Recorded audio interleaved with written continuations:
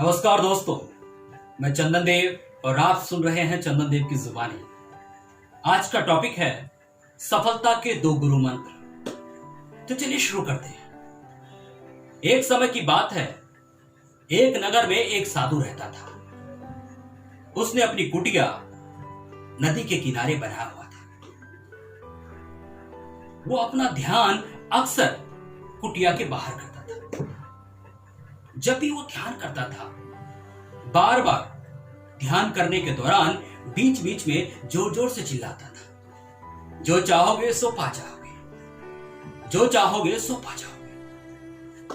उनकी ये बातें सुनकर उस रास्ते से गुजरते हुए हर कोई सुनता था। कुछ तो लोग उसे पागल कहते थे और कुछ लोग उसका हंसी उड़ाते थे और कुछ लोग उनकी बातों को सुनकर अनसुनी कर देते थे। एक बार उस रास्ते से एक युवक गुजर रहा था। उसने उनकी बातें सुनी। वो झट से गुरुदेव के पास पहुंचता है, उनको नमन करता है और कहता है, गुरुदेव, मैं कब से सुन रहा हूं, आप बार बार एक ही बातें बोले जा रहे हैं, जो चाहोगे सो पा जाओगे। क्या मैं वो बन सकता हूं जो मैं बनना चाहता हूं? साधु मुस्कुराते हैं और कहते हैं, बिल्कुल बेटा, पर तुम ये बताओ, तुम बनना क्या चाहते हो? युवक कहता है, गुरुदेव, मैं दुनिया का सबसे बड़ा हीरे का व्यापारी बनना चाहता हूं। साधु कहता है, तुम बिल्कुल बन सकते हो। मैं तुम्हें हीरे और मोती दूंगा, इससे तुम जो चाहो वो बन सकते हो। युवक साधु की बातें सुनकर खुशी से झूमने लगता है। फिर साधु कहते हैं, एक काम करो बेटा, तुम अपनी दोनों हथेलियां मेरे पास दो। युवक वैसा ही करता है, अपनी दोनों हथेलियां साधु के सामने बढ़ाता है। साधु अपना हाथ उनकी पहली हथेली पर रखता है और कहता है, यह दुनिया का सबसे अनमोल हीरा है, इसे समय कहते हैं। इसको अपनी मुट्ठी में जकड़ कर रखो। इसके द्वारा तुम जितने चाहे हीरे बना सकते हो। इसे कभी अपने हाथ से निकलने मत देना।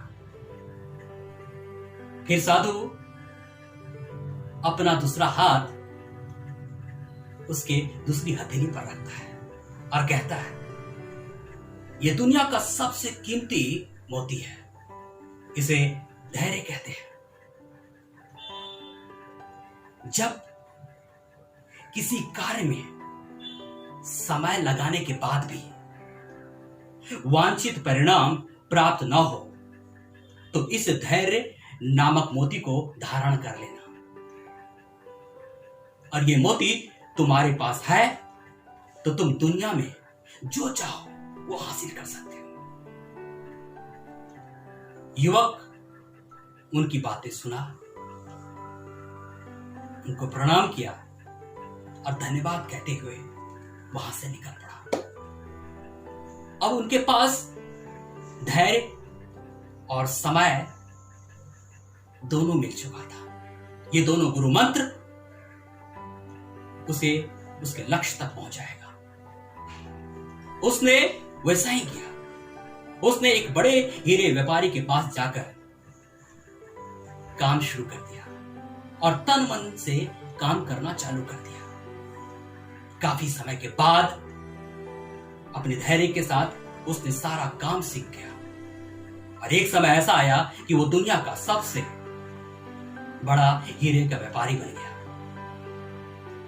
दोस्तों, इससे हमें यह सीख मिलती है कि लक्ष्य प्राप्ति के लिए सदा समय और धैर्य नामक हीरे मोती अपने साथ रखें। अपना समय कभी भी व्यर्थ न जाने दें और कठिन समय में भी धैर्य का दामन ना छोड़ें। सफलता अवश्य प्राप्त होगी। तो दोस्तों, ये थी एक छोटी सी कहानी। अगर आप लोगों को पसंद आए तो कमेंट्स कीजिए, सब्सक्राइब कीजिए और लाइक्स कीजिए। धन्यवाद।